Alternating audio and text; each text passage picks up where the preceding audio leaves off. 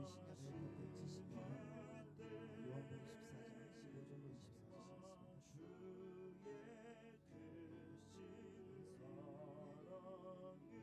신약 성경 172면에 있습니다. 요한복음 14장 15절로 24절 말씀을 제가 낭독해드립니다. 이 시간 우리에게 주신 말씀, 너희가 나를 사랑하면 나의 계명을 지키리라. 내가 아버지께 구하겠으니 그가 또 다른 보혜사를 너희에게 주사 영원토록 너희와 함께 있게 하리니 그는 진리의 영이라. 세상은 능히 그를 받지 못하나니 이는 그를 보지도 못하고 알지도 못하느라. 그러나 너희는 그를 아나니 그는 너희와 함께 거하시면 나의 계명도 너희 손에 계시겠으니 내가 너희를 고와 같이 버려두지 아니하고 너희에게로 오리라. 조금 있으면 세상은 다시 나를 보지 못할 것이로되 너희는 나를 보리니 이는 내가 사는 그를 너희도 살아있겠으니 그날에는 내가 아버지는 그를 아나니 너희가 내 안에 내가 너희 안에 있는 것을 또 너희가 알지겠으니 나의 계명을 지키는 자라야 나를 사랑하는 자니 나를 사랑하는 자는 우리 내 아버지께 사랑을 받을 것이요 나도 그를 사랑하여 그에게 나를 나타내리는 나를 보리니 가룟이 아닌 유다가 이르되 주여 어찌하여 그날에는 자기를 우리에게는 나타내시고 세상에는 너희 아니하리 하시니 또 너희가 예수께서 대답하여 이르시되 사람이 나를 사랑하면 내 말을 지키고 나를 사랑하는 자는 내 아버지께서 나를 사랑하실 것이요 우리가 그에게 가서 거처를 그와 함께 하리. 가룟이 아니 나를 사랑하지 아니하는 자는 내 말을 지키지 아니하나니 너희가 듣는 말이시고 내 말이 아니요 나를 보내신 아버지의 말씀이니라. 아멘.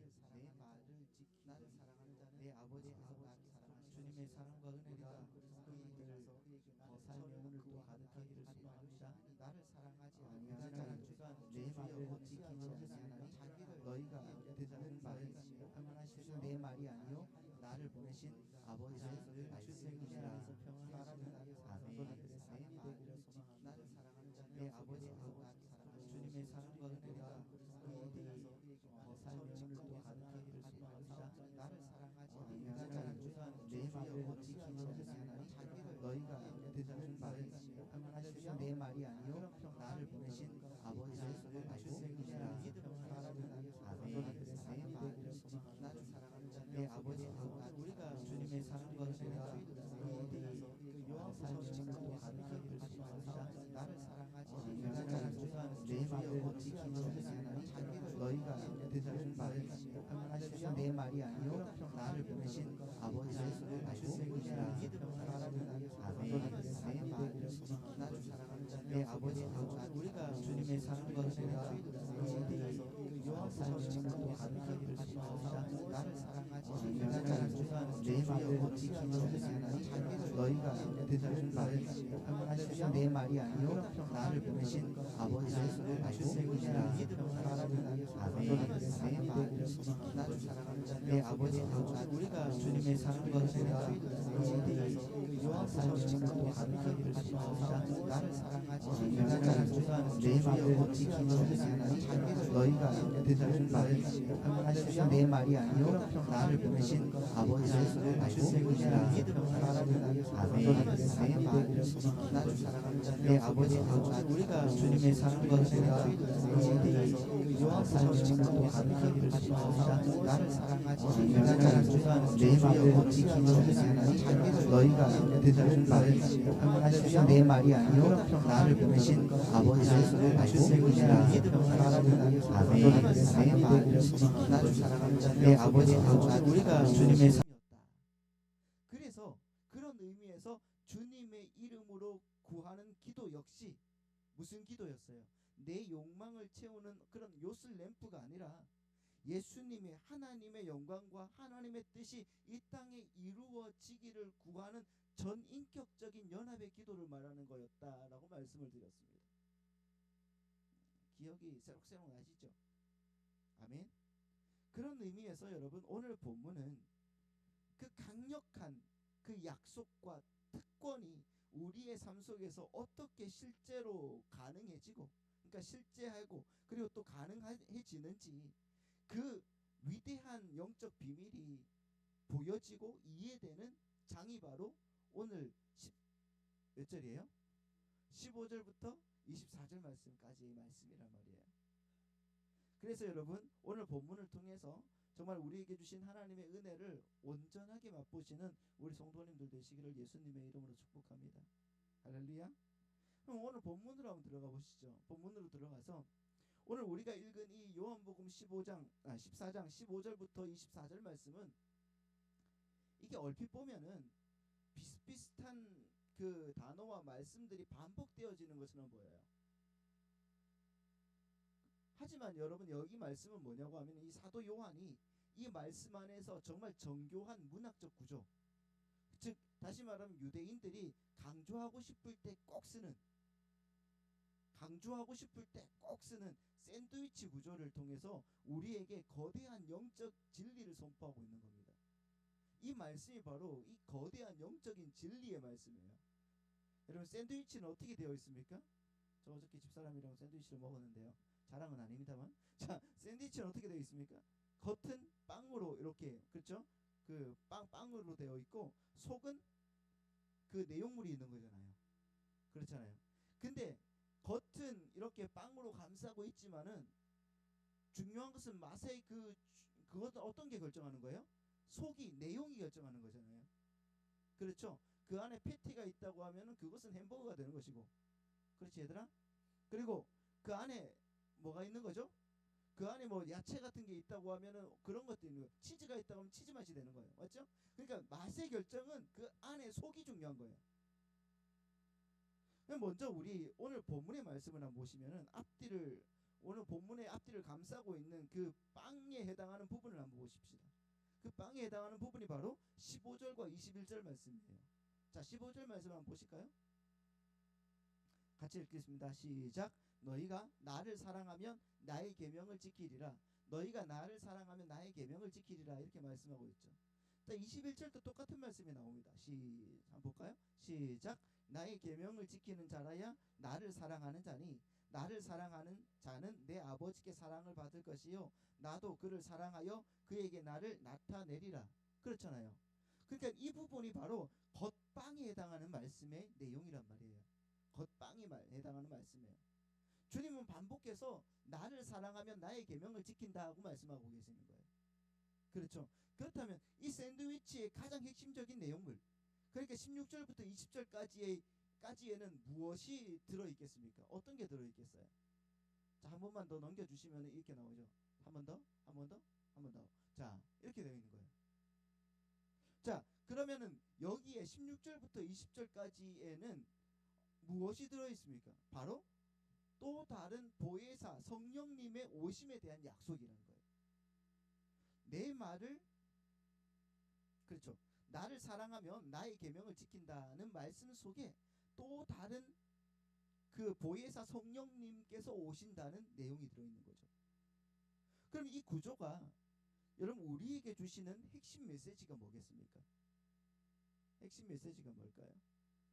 우리가 주님의 계명을 지키고 주님을 사랑하는 삶은 우리의 의지나 우리의 노력이나 아니면 우리의 어떤 도덕적 결단으로는 절대로 불가능하다는 거예요.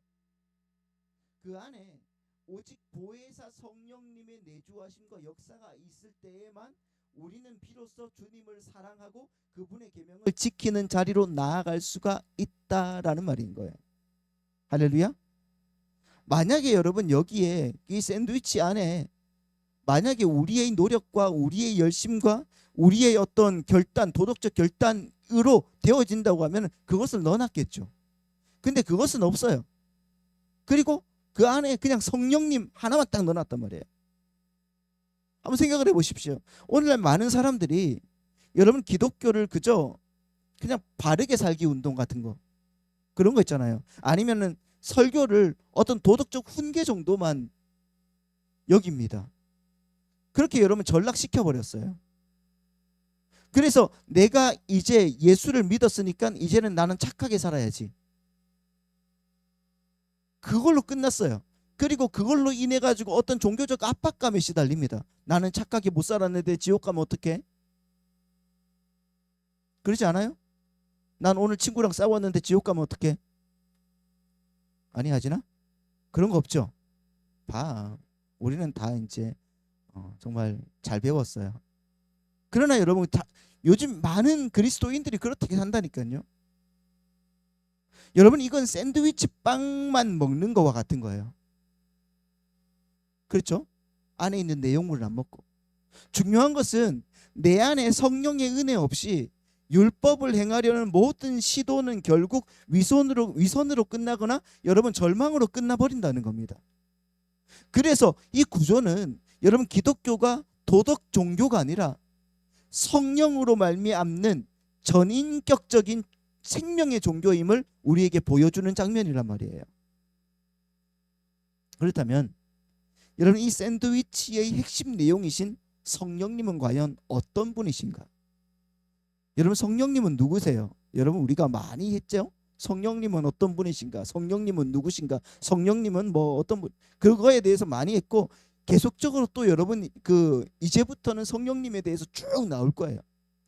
그러나 우리가 한번 대략적으로 오늘 본문에 있는 내용들로 한번 생각을 해봅시다. 오늘 16절과 17절 말씀을 한번 읽어보시면 이렇게 나와 있죠. 같이 읽습니다. 시작. 내가 아버지께 구하겠으니 그가 또 다른 보혜사를 너희에게 주사 영원토록 너희와 함께 있게 하리니 그는 진리의 영이라 세상은 능히 그를 받지 못하나니 이는 그를 보지도 못하고 알지도 못함이니라.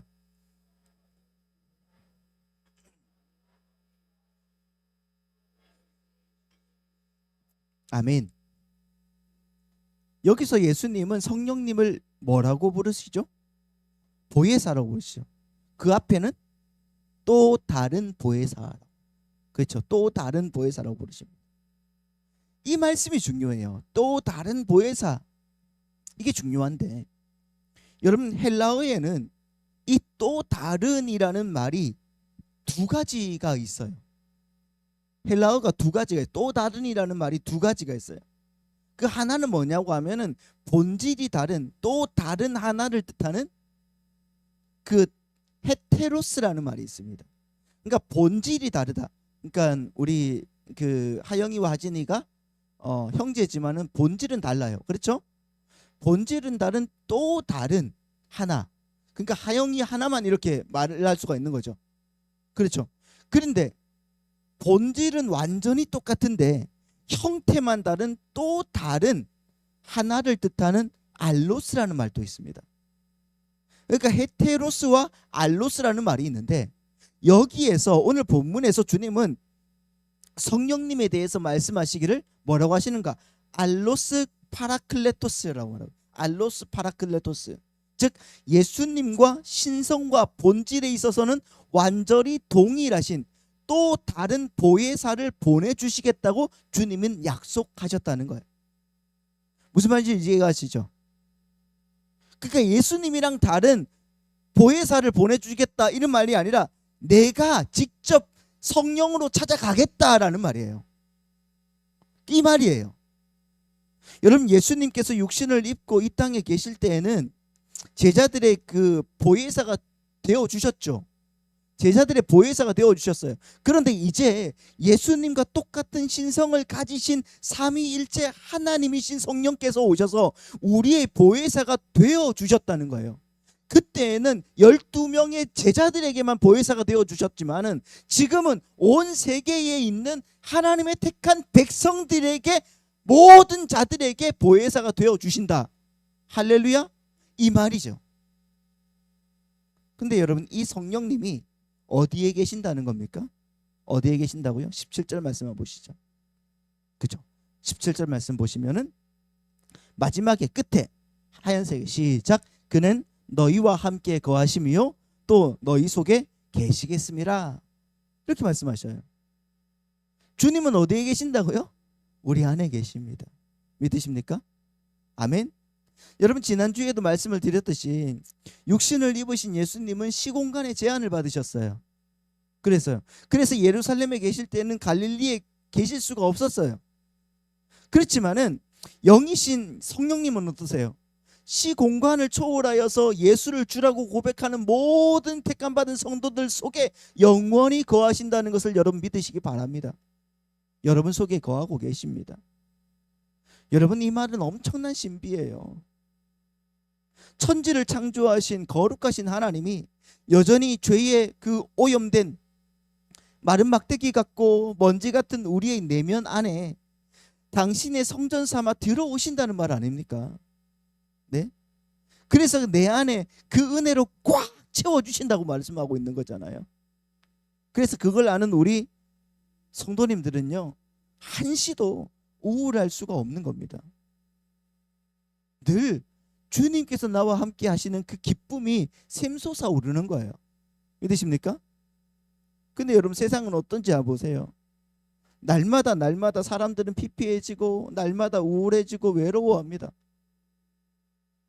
더욱더 여러분, 세상이 더 종교화되고 세상이 더 발전을 하고 돈이 더 많아지고 풍요로워질수록 사람들의 마음은 더욱더 외로워지고 더욱더 우울하더라는 겁니다. 그래서 사람들이 그 외로움의 공허함을 채우기 위해서 끊임없이 스마트폰을 뒤적이는 거예요. 그렇잖아요. 그리고 자기 SNS를 막 올려놓고 사진 막 올려놓고 좋아요에 막 목을 메고 중독이 될 무언가를 찾아서 헤매고 있단 말입니다. 아무리 내 주위에 사람이 많아도 내 영혼의 중심이 텅 비어 있기 때문 아니겠습니까? 그게 여러분 군중 속의 고독이라는 말 아니겠어요? 그러나 성도는 고독할 수가 없습니다.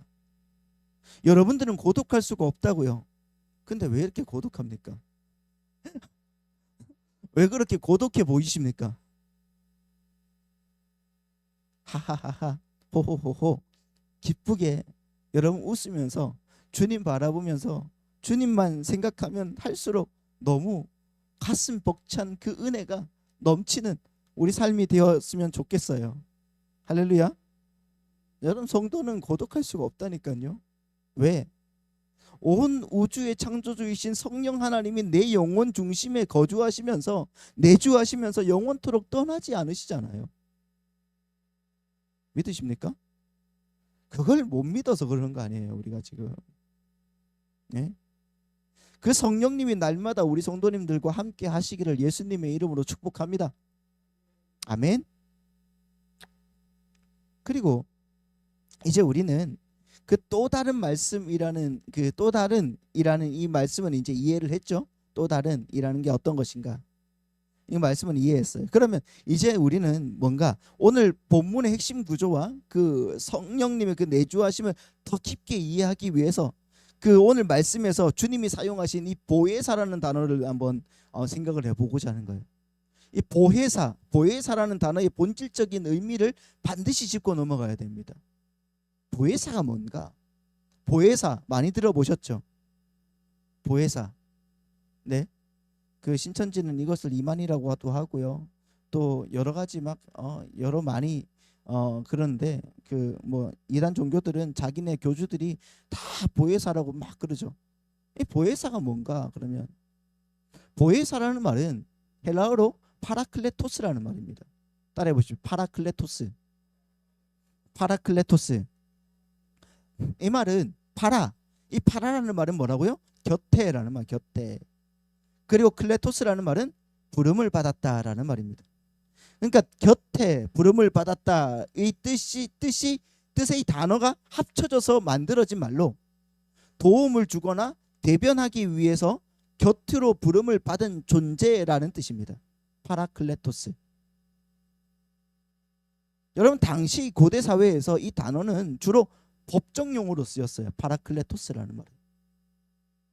그러니까 피고석에 앉아서 두려워하는 그 죄인을 위해서 법정 곁에 서서 그를 변호하고 보호하고 정당하게 대변해주는 법정 대변인이나 아니면 재판관 앞에 그 중보자를 의미하는 말이 바로 이 파라클레토스였단 말입니다. 이걸 우리 성경은 뭐라고 한다고요? 지킬보, 은혜해, 스승사. 지킬보, 은혜해, 스승사를 써서 보혜사라고 썼다고요. 보혜사. 그러니까 이런 뜻이겠죠. 죄인인 우리 곁에 찾아오셔서 우리를 그리스도의 피로 보호하시고 십자가의 은혜를 끊임없이 공급하시며 날마다 진리의 말씀으로 우리의 삶을 가르치고 인도하는 분. 보혜사. 한 번 더 찍어주세요. 자, 한번 읽어볼까요? 시작. 죄인된 우리 곁에 찾아오셔서 우리를 그리스도의 피로 보호하시고 십자가의 은혜를 끊임없이 공급하시며 날마다 진리의 말씀으로 우리의 삶을 가르치고 인도하시는 분. 보혜사라는 말이겠죠. 그게 여러분 사람이 될 수가 있겠습니까? 이 보혜사가 될 수가 없죠. 이 보혜사의 사역은 여러분 크게 세 가지로 요약할 수가 있어요. 첫 번째는 법정적 대언자로서의 보혜사예요. 금방 또 말씀을 드렸듯이. 그러니까 이 파라클레토스의 그 첫 번째 사역은 죄인인 우리를 위해서 하나님의 법정에서 완전한 변호를 행하시는 겁니다. 그러니까 사도 요한은 요한일서 2장 1절에서 동일한 단어를 이렇게 썼어요. 자, 요한일서 2장 1절 말씀 보겠습니다. 같이 한번 읽어볼게요. 시작. 나의 자녀들아, 내가 이것을 너희에게 쓰면 너희로 죄를 범하지 않게 하려 함이라. 만일 누가 죄를 범하여도 아버지 앞에서 우리에게 대언자가 있으니 곧 의로우신 예수 그리스도시라. 여기서 여러분 대언자, 이 대언자라는 말이 바로 파라클레토스, 보혜사입니다. 대언자는 뭡니까? 누군가를 위해서 대신 말해주는 사람이죠. 변호사예요, 변호사. 여러분 보세요. 사탄은 밤낮으로 우리를 하나님의 법정에서 고소합니다. 하나님, 저 김아무개, 최아무개, 아무튼 누구 아무개 성도를 좀 보십시오. 입으로는 주님을 사랑한다고 하면서도 마음으로는 온갖 탐욕과 미움을 품고 있지 않습니까? 저게 무슨 성도입니까? 하나님께서 반드시 심판하셔야 됩니다. 그 맹렬한 고소 앞에 우리는 여러분 할 말이 있겠습니까? 할 말이 없습니다. 저도 마찬가지. 할 말이 없어요. 우리가 여러분 금요 예배 때 봤지만은 율법의 엄중한 잣대 앞에서 우리는 유구무원이에요. 여러분 입은 있어도 말을 할 게 없단 말입니다. 아닙니까? 그때 우리의 첫 번째 보혜사이신 예수 그리스도께서 그 하늘의 법정에서 상처난 자기의 어떤 그 두 손을 딱 들어 올리시면서 우리를 변호해 주시는 거예요. 뭐라고 변호하십니까? 아버지, 저 영혼의 죄는 이미 내가 십자가에서 흘린 피로 완벽하게 다 대속했습니다. 내 의를 저 영혼에게 다 전가했습니다. 그러므로 저 영혼은 무죄입니다. 할렐루야. 그렇습니다. 여러분, 오늘날 세상 사람들은 법적인 사소한 문제만 생겨도 유능한 변호사 챙기기 위해서, 구하기 위해서 막 수천만 원, 막 수억 원의 돈을 쏟아붓죠. 요즘에 여러분 이런 말도 있어요. 인간 세상에서 아끼지 말아야 할 비용이 변호사비다. 근데 여러분 돈이 없으면 억울해도 보호받지 못하는 것이 바로 이 땅의 현실 아닙니까?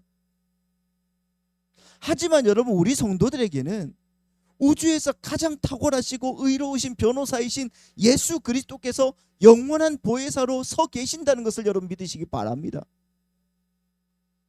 그걸 우리 성도님들의 마음속에 꼭 품고 다니셔야 됩니다. 주님은 나의 변호사시다.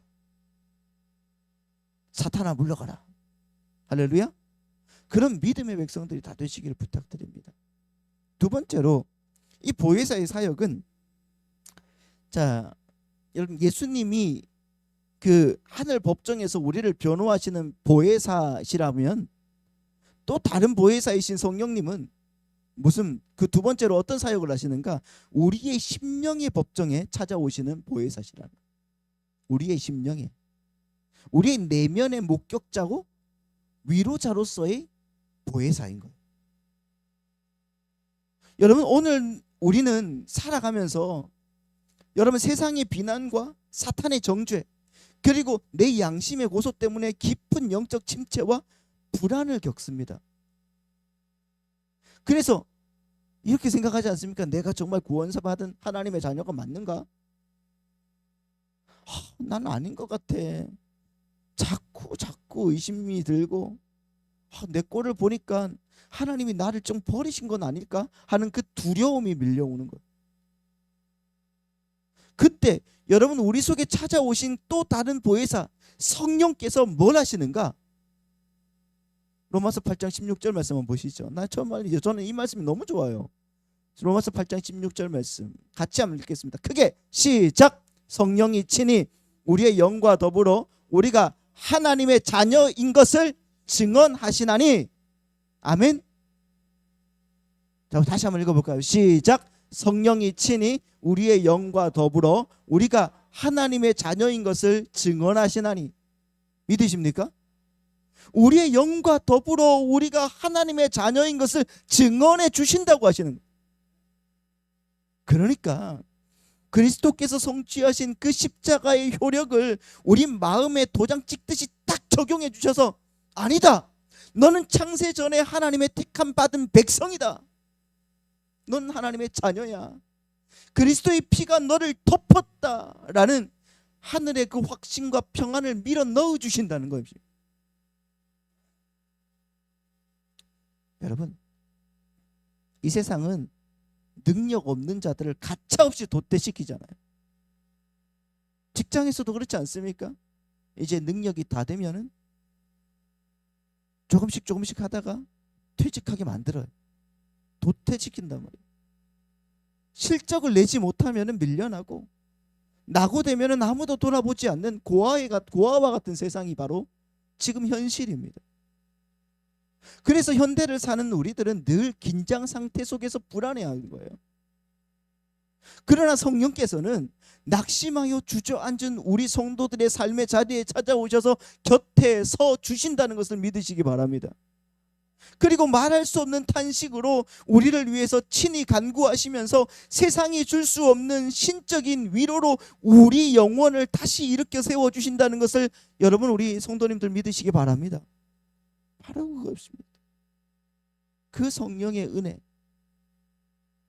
위로하지 못할 그 심령의 그 은혜 안에 찾아오셔서 우리의 삶을 다시 바꾸어 주시고 우리의 삶의 은혜와 능력으로 채워주신다는 것을 기억하시며 여러분 한 걸음 한 걸음 더 들어가시는 성도님들의 삶이 되시기 바랍니다.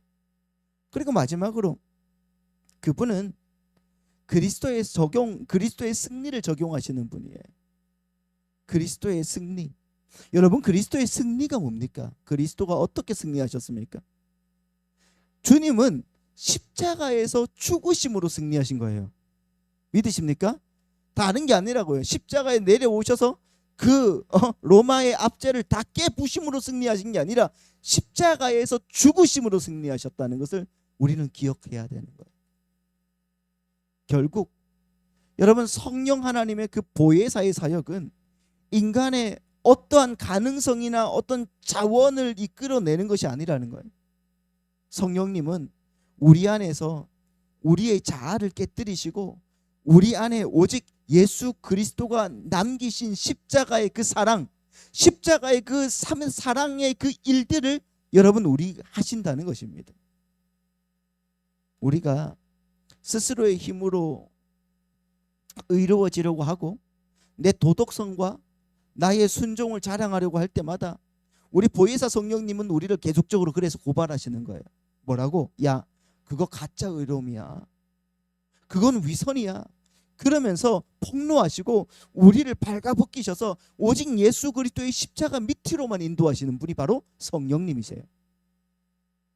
그리하여 내 힘을 다 빼게 만드시는 거예요. 내 어깨에 다 올라가 있는 그 힘들을 축축축축 내리시는 거예요. 오직 주님의 은혜가 아니면은 나는 단 한순간도 살 수 없는 죄인이라는 그 진정한 고백에 이르기까지 짜내시는 분이 바로 우리 곁에 계시는 보혜사 성령님이라는 것을 기억하시기 바랍니다. 이게 바로 오늘 본문의 샌드위치 구조의 핵심 내용인 거예요. 보혜사 성령. 내 힘으로 계명을 지켜서 주님을 사랑해 보겠다는 그 오만을 버리고 내 곁에서 또한 내 속에서 역사하시는 파라클레토스 성령님의 변호와 위로와 그 인도하심을 전적으로 의지할 때 우리는 비로소 내 자아를 부인하고 주님의 말씀에 기쁘게 굴복하는 진짜 순종의 자리로 나아갈 수가 있다는 거죠. 그래서 주님은 이 말씀을 토대로 이어서 이렇게 말씀하시는 거예요. 18절 말씀입니다. 이런 가슴 시린 약속을 하시죠. 시작. 내가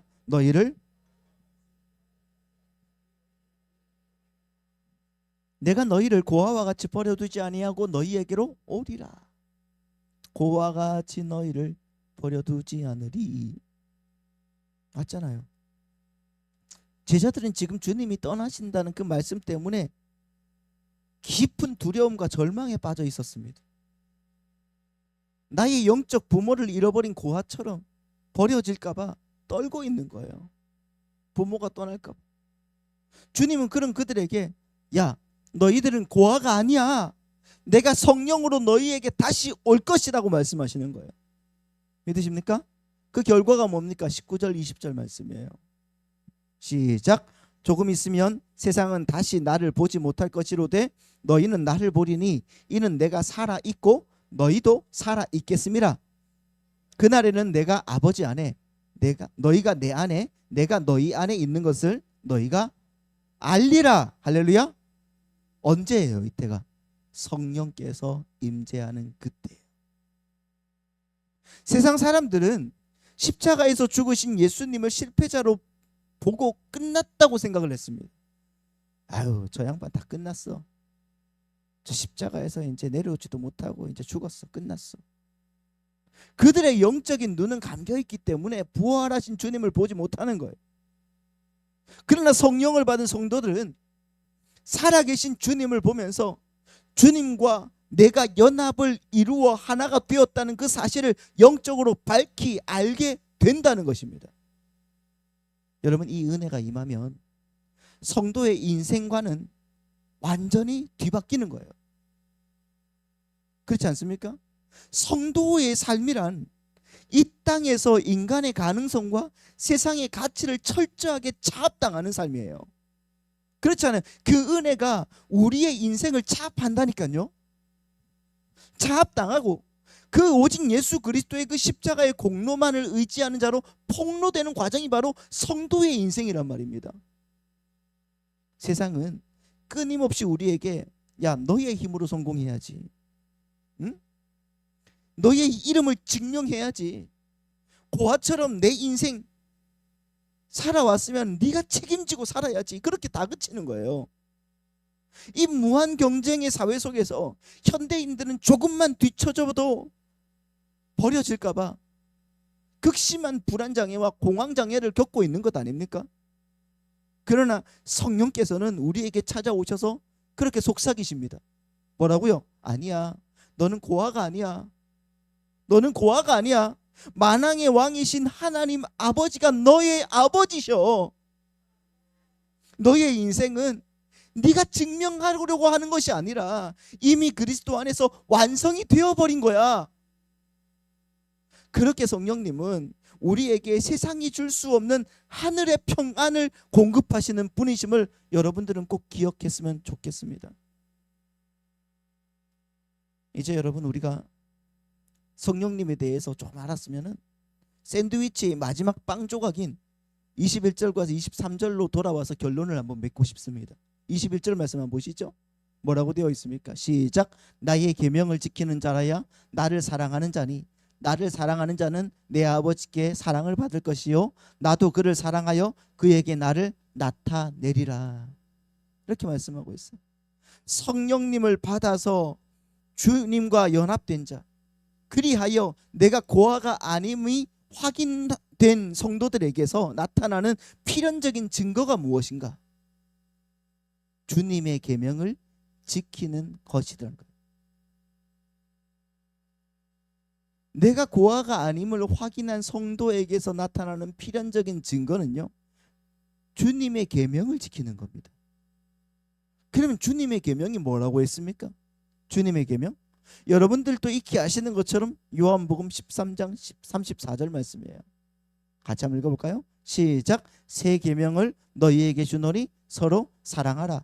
내가 너희를 사랑한 것 같이 너희도 서로 사랑하라. 아멘. 그러니까 주님은 제자들에게 너희들 서로 사랑해야 돼 라고 했단 말입니다. 근데 여러분 이거 많이 들어보셨잖아요. 예전에 제가 많이도 말씀을 드렸거든요. 여기서 우리가 알고 있는 것은 옛 계명도, 지금 새 계명을 주셨는데 옛 계명도 뭡니까? 사랑이란 말이에요. 하나님을 사랑하고 이웃을 사랑하는 것. 다시 말하면 사랑이란 말입니다. 옛 계명도. 근데 새 계명도 그렇게 주님께서 뭐라고 했다고요? 서로 사랑하라. 근데 여러분 이 옛 계명과 새 계명의 차이가 있는데, 새 계명에는 어떻게 되어 있다고 했다고요? 내가 너희를 사랑한 것 같이. 내가 너희를 사랑한 것 같이 그렇게 사랑해라. 맞습니까? 그러니까 주님이 우리를 사랑한 것 같이 라는 말은 어떤 말씀이에요? 십자가의 사랑이라는 거예요. 내가 십자가에서 너희를 죽기까지 사랑한 것 같이 너희도 너희 백성들을, 하나님 백성들을, 그리고 너희 주변에 있는 사람들을 죽기까지 사랑해야 돼. 이 십자가의 사랑을 사도 바울이 어떻게 풀었습니까? 고린도전서 13장 4절부터 보시죠. 시작. 사랑은 오래 참고, 사랑은 온유하며, 시기하지 아니하며, 사랑은 자랑하지 아니하며, 교만하지 아니하며, 무례히 행하지 아니하며, 자기의 유익을 구하지 아니하며, 성내지 아니하며, 악한 것을 생각하지 아니하며, 불의를 기뻐하지 아니하며, 진리와 함께 기뻐하고, 모든 것을 참으며, 모든 것을 믿으며, 모든 것을 바라며, 모든 것을 견디느니라. 이게 십자가의 사랑이에요. 이게요. 그러니까 이렇게 사랑을 순종하며 나아가야 된다는 거죠. 새 계명. 근데 여기에서 우리가 사랑하는 그 순종은 우리의 억지 의무가 아니에요. 사랑하기 때문에 흘러나오는 자발적인 행위가 바로 사랑이라는 거예요. 성령님께서는 우리 마음에 하나님의 사랑을 부어주셔서 과거에는 내 욕망을 위해서 살던 우리가 이제는 주님의 뜻에 순종하는 것을 가장 큰 기쁨으로 여기도록 우리의 의지를 갱신해 주신다는 것입니다. 생각을 해보십시오. 여러분, 오늘날 많은 교회가 능력을 잃어버린 이유가 뭔지를 한번 생각해 보세요. 네?